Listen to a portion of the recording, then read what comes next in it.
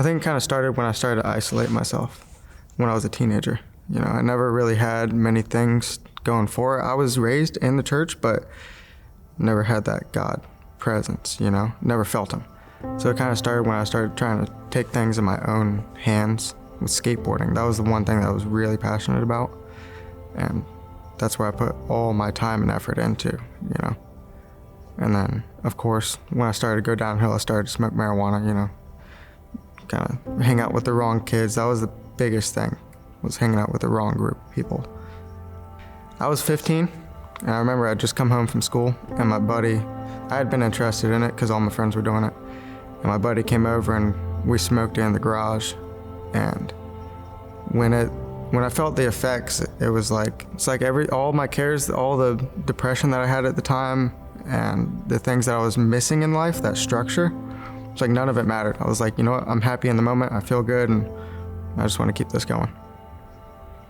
I went over to my buddy's house like normal that night. We're drinking, smoking weed, and I got a call from the sheriff's office.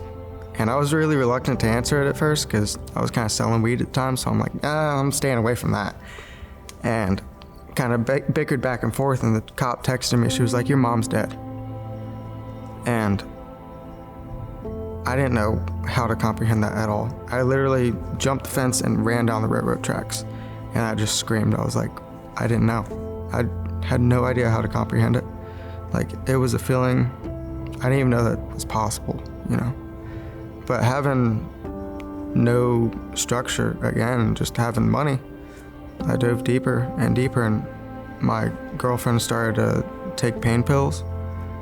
And for the next 2 years after that, every day, we just got high and drunk until she had started to do heroin, and she introduced me to that. And at the time we had started doing heroin, I had about $50,000 in the bank left. It took about 4 months for us to go through that $50,000 in drugs and alcohol. I didn't know at the time that I had a warrant, so I had to go do some time in St. Johns County. And it was kind of weird, going to jail, you think you'd be scared, but I was at peace. I was like, all right, God, this is in your will. And it was in jail, it was about a week before I got out that I got saved. And while I was in jail, I knew that God had this place for me. Like, I wanted to go to a church, I wanted to live at the church, I wanted to work for the church and get myself back up on feet, and I wanted to be involved any way I could.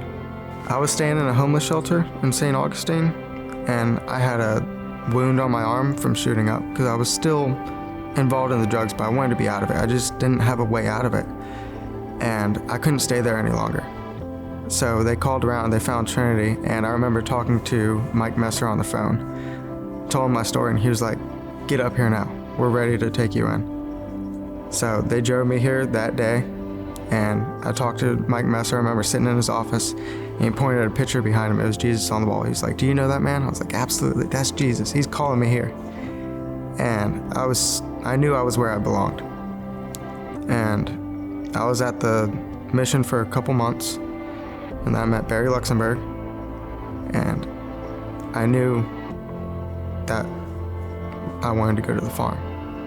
So I sat at the farm for, altogether it was 22 months, at the mission and the farm. And I'm not gonna lie, it was tough. I was tested a lot, but I got everything back and then more. I was able to stop smoking cigarettes. I got treatment for my hep C that I had.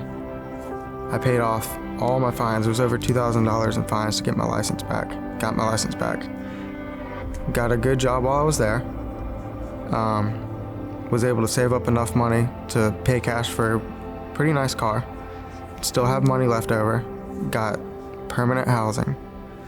Got a career now. I'm going to school. I don't have to pay for school. School's completely paid for. I've got a great career and got a new girlfriend now that's all for God. She's never touched drugs or cigarettes in her life. It's exactly what I need. And starting when I was 19, I had my first miracle of God saving my life while I was at the wheel of the car when the engine blew. I should have died then.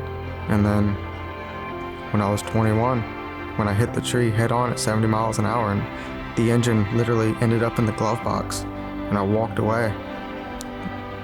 can't believe I didn't die from that, and I didn't even know it at the time. I didn't even acknowledge that God had saved my life those times. It wasn't until I spent 2 weeks in ICU that I realized that God was there the whole time, pushing me forward, because he knew that I had a purpose. I didn't know what it was. I still don't know what it is, but it's unraveling. My life is greater than it's ever been. Got the best relationship with my father than I've ever had, and my godparents as well. And just the miracle of being able to get off the drugs, to put down heroin, crack, meth, pills, marijuana, alcohol, cigarettes, and those old habits that I used to have, and be welcomed by great quality of people is probably the biggest miracle of all. You know, I'm a completely different person than who I was because of the people here and what God has done through everybody here, and I don't ever want to leave.